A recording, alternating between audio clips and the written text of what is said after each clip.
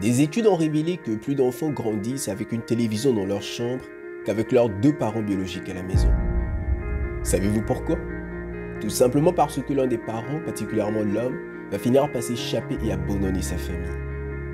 En effet, la grande majorité d'entre eux, comme des lâches, vont juste rejeter leurs femmes et leurs enfants.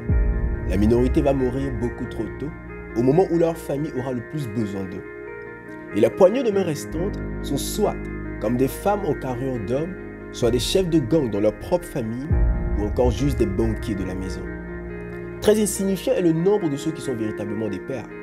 Car même pour les enfants dont le père est présent à la maison, ils ne passent qu'environ 30 minutes seulement par semaine à converser tête à tête avec leur père. Tandis que ces mêmes garçons passeront en moyenne environ 44 heures par semaine à regarder la télévision, à jouer à des jeux vidéo et à surfer sur Internet. Oui, 44 heures. Ce sont les précieuses heures que vous passez par semaine à construire une entreprise qui va finir un jour par vous remplacer. Tandis que vos enfants ne pourront jamais vous remplacer. Conséquence, les enfants issus de familles sans père ont pour la plupart une santé mentale fragile et un trouble comportemental qui peut les suivre toute leur vie. Ces enfants ont souvent un faible, sinon une absence d'estime de soi. Et cela entraîne un certain nombre de problèmes émotionnels tels que l'anxiété, le retrait social et la dépression, ainsi qu'un risque accru de suicide et d'autres formes d'automutilation. 90% de tous les enfants sans abri et fugueurs, 63% des suicides d'adolescents et 85% des enfants et adolescents souffrant de troubles du comportement aux États-Unis proviennent de foyers sans père. Les enfants sans père sont également 10 fois plus susceptibles d'abuser de substances chimiques et 71% de tous les enfants qui abusent de substances proviennent de familles sans père. Les enfants issus de familles sans père sont également 40% plus susceptibles de redoubler une classe et 70% plus susceptibles d'abandonner l'école. Environ 70% des grossesses chez les adolescentes proviennent de femmes élevées dans des foyers sans père. Et ces mêmes femmes ont des taux d'avortement nettement élevés, plus que les femmes élevées à la fois par un père et par une mère.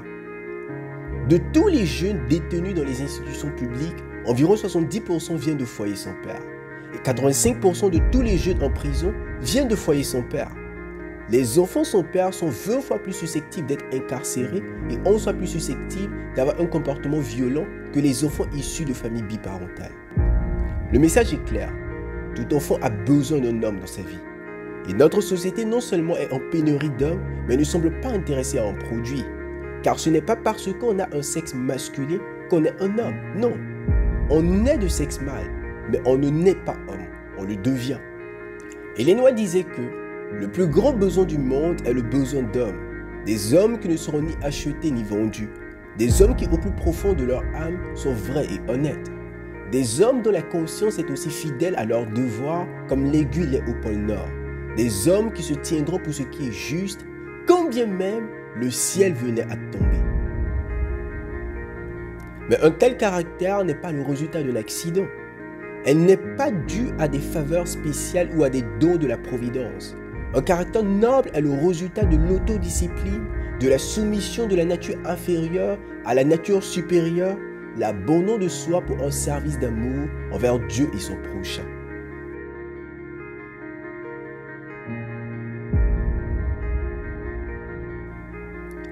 Dieu dans les Saintes Écritures se présente comme un Père.